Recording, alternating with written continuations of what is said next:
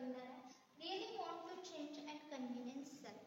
तुम्हाला खरंच वाटतं का की बॅड हॅबिट आपल्याला ब्रेक करायला पाहिजे? ओके, जर वाटत असेल तर स्वतःला पहिला कन्व्हिन्स करा. आपण जसं सांगतो की नाही यार मला कॅडबरी मी खूप खातीये तर मला अवॉइड करायला पाहिजे, तर आपण दुसऱ्याला सांगतो, पण ते स्वतःला सांगा. ओके, मग काय करायचं, तुम्हाला जर खरंच वाटत असेल की कॅडबरी बंद करायला पाहिजे तर स्वतःला कन्व्हिन्स करा.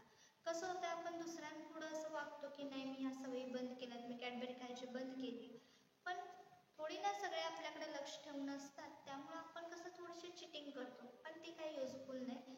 त्यासाठी तुम्ही स्वतःला पहिला कन्व्हिन्स करा की नाही मला खरंच ही हॅबिट ब्रेक करायची.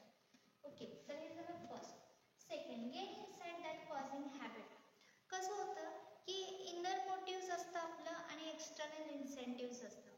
जसं आपल्या जसे दोन मनं असतात, म्हणजे नसतात, फक्त असं वाटतं की एक मन म्हणतं की नाही यार तू मूवीला जा, दुसरं मन म्हणतं की नको, ओके नको जायला, आपले पैसे वेस्ट होतील, एक्झाम आल्या टाइम वेस्ट होईल असं. पण जेव्हा गेन इनसाइट होतं, जेव्हा दोघांचं पण भांडण लागतं, ओके इनर मोटिव्ह आणि एक्सटर्नल मोटिव्हचं, तेव्हा त्याच्यातून जे काही बॅड असेल, जे काही घातक आहे आपलं, म्हणजे मूवीला जायचं नाही आहे तेच आपण लक्षात ठेवतो आणि त्याच्यामुळेच आपल्याला सवय लागते. ओके, हे झालं सेकंड पॉईंट. थर्ड आहे set reasonable goal at first. तुमचं रिझनेबल गोल काय आहे ते पहिला तुम्ही ठेवा.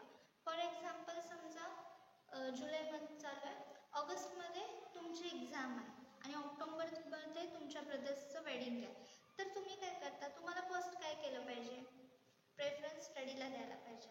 म्हणजे तुमचा रिझनेबल गोल काय, फर्स्ट आहे एक्झाम अँड देन वेडिंग. पण आपण तसं करतो का, नाही, एक्झामचं साईडला बसतं आणि आपण काय करतो, शॉपिंगचंच बघतो.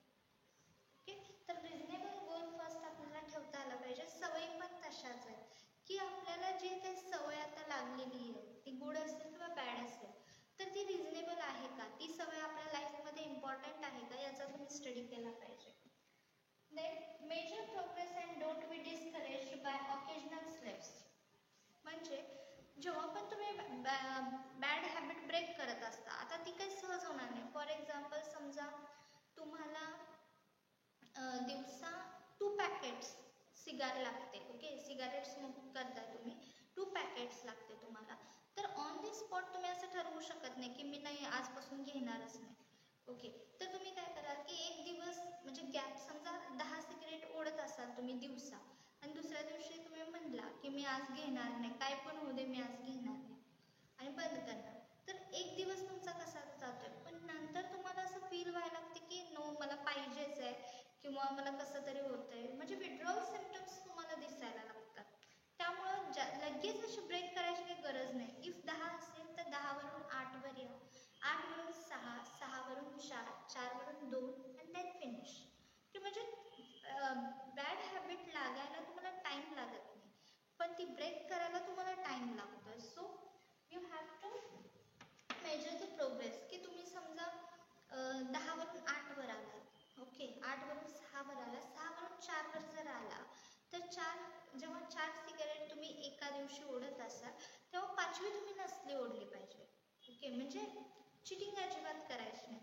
जर तुम्ही चिटिंग केली तर तुमचं प्रोग्रेस मेजर होणार नाही. आणि समजा एखादे दिवस तुम्ही चिटिंग केली तर लगेच डिस्करेज होऊन स्टेप बॅक घ्यायचं नाही, तर तुम्ही मेजर करायची प्रोग्रेस की मी आतापर्यंत काय प्रोग्रेस केला, आणि जर समजा चुकून एखाद्या वेळी तुम्ही चीट केलं तर लगेच खचून जायचं नाही, तर जास्त आणि तुम्ही प्रयत्न करायचं की जेणेकरून तुमची बॅड हॅबिट ब्रेक होईल. नेक्स्ट लास्ट आहे seek additional support if bad habits harder to change. आणि समजा तुम्ही हे हे सगळं ट्राय केलं पण होतच नाही आहे, बॅड हॅबिट तुमची ब्रेकच होत नाही आहे, तर तुम्ही काय करायचं, ॲडिशनल सपोर्ट घ्यायचा. मग तो फिजिशियनचा असेल, सुपरवायझरचा असेल, मेंटॉरचा असेल किंवा टीचर्सचा असेल, गायडन्सचा असेल, जे काय तुमचं ऑथॉरिटी सुपेरियर ऑथॉरिटी असेल त्यांची तुम्ही हेल्प घ्यायची की जेणेकरून तुमची हॅबिट बंद होईल, ओके किंवा ब्रेक होईल.